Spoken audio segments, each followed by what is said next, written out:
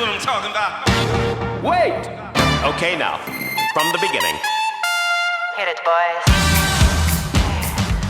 Welcome to Higher Ed Pulse, your Monday morning energizer covering insights and trends in higher ed marketing and enrollment.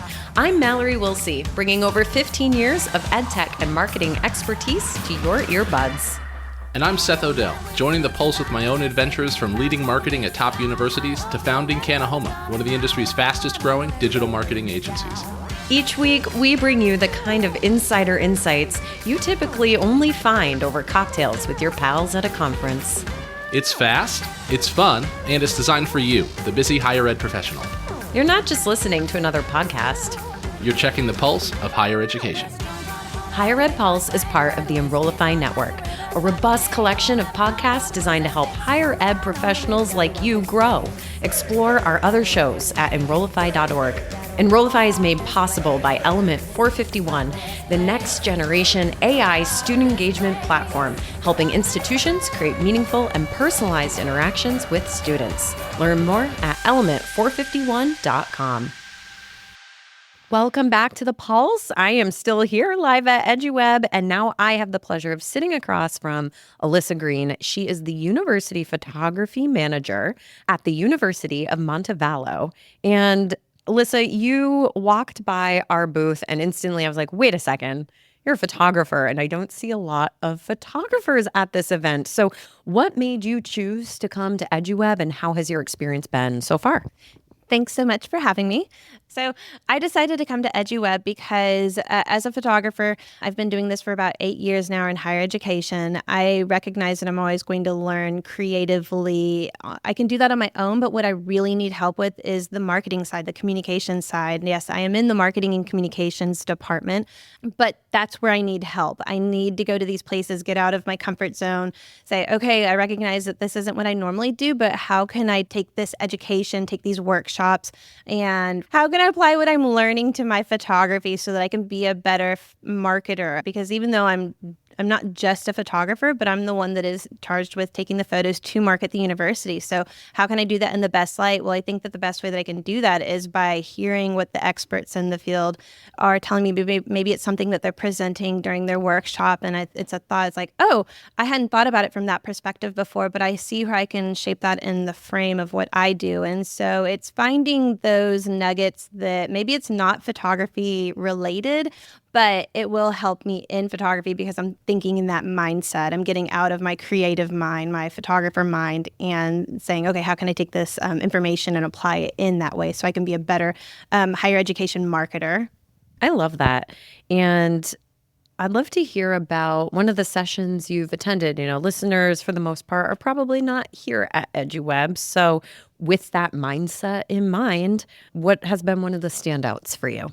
So one of the standouts for me has been the Turning Discontent into Empowerment workshop. This was done by Megan Corns-Russell, and it was fantastic. When I saw the description, I thought, yes, complaints. It's not that I necessarily get complaints about me because I'm wonderful.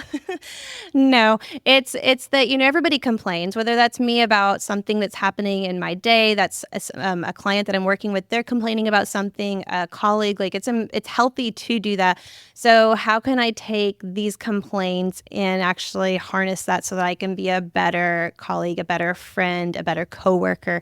And so I really like what she had to share. She actually talked about the 4 types of complaints, which are productive complaints, venting, chronic, which can actually act as a barometer, and then malicious. And so some of these are healthy, while a couple or one may not be as healthy. So that was actually really helpful. And that was another session. It's not art, it's not photography.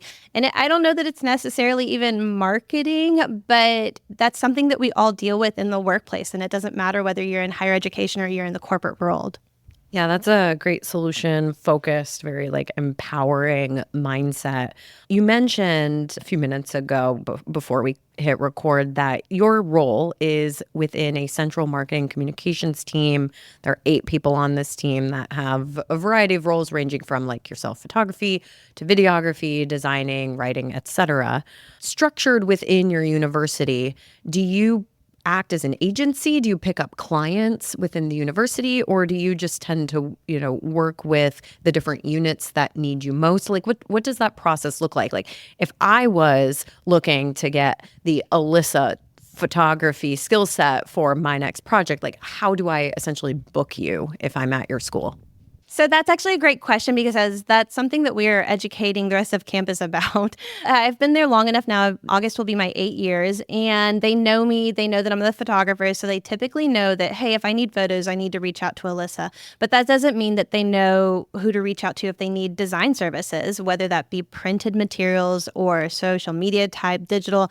And so we have to go and educate the rest of campus on how our services can be requested. Let me take a step back and say, so we serve campus, and that would encompass the different colleges, College of Business, College of Arts and Sciences, Fine Arts, the athletics department. They kind of do their own thing, but we still serve them.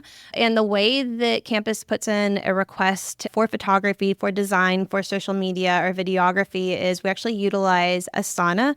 And so we have created a work request form, and it has some basic information because it's the same form for all of us. And so we kind of get general information knowing that, okay, hey, we're going to receive this ticket. Someone is going to assign it to the person. It goes to Alyssa. It's for photography. And then I'm going to reach out back to that client and say, hey, I received your request. Can you actually give me a little more information? How are you going to use these photos?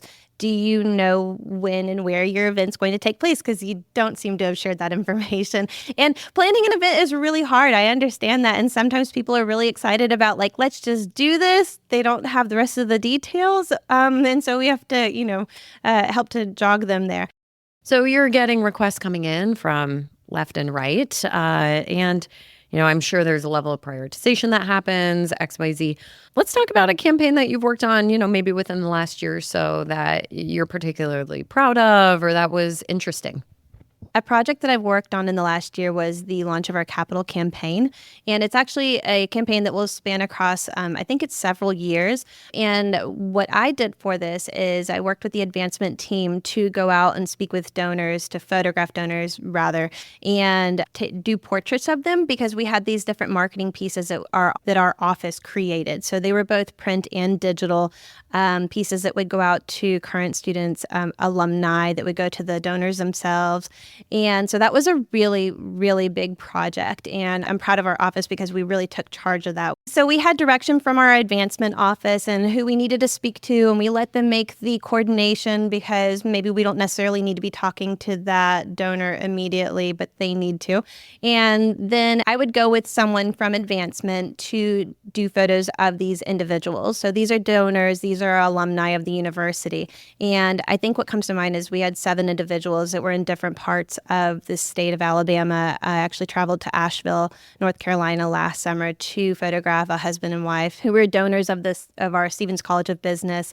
And that was a really awesome opportunity, getting to meet with them, and actually got to conduct the interview because it was out of state and our communication specialist wasn't able to go. So it was great to be able to take the pictures, but also to do the interview. And it's moments like those, getting to meet those people and seeing what they love about the institution and why they have chosen to give back and to continue to see that value in what we do, but also then wanting to make sure that we can continue to do that. So that was a really big project, and that's something that I'm really proud to have worked on because our office was very heavy in the development and the creation of that. Absolutely. Photography is critical for a large project like a capital campaign. And, it's amazing how much success can come from just a really smart digital strategy when you're fundraising. So that's great. Now, I'm sure there were some lessons learned or some things that, right, our listeners might want to take away or take back to their photographers is like tips for how you can take advantage of getting shots of people in different scenarios or the different types of use cases. Let's dig into that. So as we know, one shoe size does not fit all. And it's the same thing with your photos. And that might not be something that you really are aware of until you are in this kind of a role for the marketing purpose. When you take a photo, it might not fit a 1x1 for Instagram. So you have to kind of think, all right, let's take this wide. Well, the photo you take for Instagram probably is not going to be the same one that you take for a billboard, which actually has to be a much wider shot, that you have to think about where the placement of the text is going to be, if there's going to be a logo on it. And this is something I work really closely with my designer to say, hey, if we're going to have a person in the shot, how does it need to look? The same thing for the cover of a magazine publication or something that goes inside of that magazine. So you really, one picture does not fit all needs. And so you've got to think, all right, how do I take this headshot to fit this purpose? But how am I going to make sure that this image is going to have a longer shelf life, in the sense that I'm not going to have to go back and say, dang, I wish that I had taken this wider. I wish that I had taken this from the left side or the right side instead. And so it's like, I have this individual with me right now. Let's think how we can take these vertical, horizontal, wide, left, right, real tight, so we can have a headshot for them. Because I promise you, the one thing that is going to happen is somebody's going to come back and say, do you have a headshot of that person? And you're going to say, dadgummit, I did not take a headshot of them. So if you can just take advantage of that opportunity of having that person in front of you and thinking, all right, how many different ways is this image potentially going to be used? It's going to serve you in the long run and your time. So let's talk about time a little bit. Listeners know I am a big fan of artificial intelligence because it's a time saver. Certainly sounds like they keep you very busy at the university. So where have you started to integrate artificial intelligence into your workflow? I have started to use artificial intelligence in my workflow with editing, specifically in Photoshop. There's this tool called generative fill, and it's used to remove, say, lights in the background or a picture frame in the background, or maybe there's something that's jutting out of the back of a person's head, and you thought, man, why didn't I take a better picture of that person? Why didn't I position them better? Well, generative fill actually makes it super easy to remove those kind of distracting objects, where, yes, I'm fully capable of removing those myself, but it might take a long time. So using the generative fill actually is super quick and super easy and allows me to move on to other things much faster, so I can process photos faster, so I can do a faster turnaround and get them back to the client, so we can start using those instead of wasting time on something that, hey, let's use the AI to help us. Another AI tool that I use in my workflow helps me to process photos faster. And so I import these photos into this program. I select a couple of checkboxes of maybe I want to see more options, less options, photos that maybe I check the checkbox of I don't want to see photos that have people's eyes shut. Maybe the photo is blurry. Maybe they're duplicates because I've taken 3 of the same picture unintentionally or intentionally.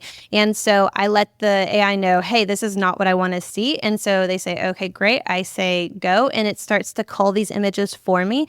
And so I might have 300 images that are culled in about 2 minutes time. And then what my end result is maybe 50 images of those 300. Now I still have to go through and fine tune, but the key is that the more often that I use this tool and I put my images in there, it learns. And so it's a little bit clunky on the front end, but in the long run, when I do get to my busier season, the time that I've put into it now is really going to pay off, because I really need help, again, turning those photos around faster. And so if I can use AI to help me do that, it's absolutely worth it. Those are 2 awesome AI tools. Love to hear that you're integrating them into your workflow. And I think your insight on the more you use something, the more it learns, the better it gets, the faster it gets, the more it improves and impacts your workflow. I think that's spot on. I personally learned that too. Alyssa, I have really enjoyed this conversation. I know I just pulled you from the hallway. I was like, hey, let's do a podcast interview. And this has been great. It's been awesome learning more about this capital campaign and the session that you spoke with. I am bummed that I missed that, honestly. I think that's super interesting. So thank you. And hey, any parting thoughts before we go? Absolutely. So I would like to say that if there are creatives out there listening, photographers, videographers, designers, and if you've never been to eduWeb, or if you haven't been to another conference that maybe doesn't focus on creative, get out of your comfort zone. Like, this is the stuff that you really need to be seeing, hearing, networking with people, because, hey, just find that one question you need to ask them and say, hey, which digital asset management system do you use? Because you don't know what conversation that might lead to. And if you start with that side of it, you're going to get better on the creative side. It doesn't always have to be creative focused, because if you're open to it, then hey, you probably have a learning opportunity there. Thanks so much. Amazing. And on that, if you want to connect with Alyssa, I'm dropping a link to her LinkedIn in the show notes. Thanks so much for listening, everyone. We'll see you next time.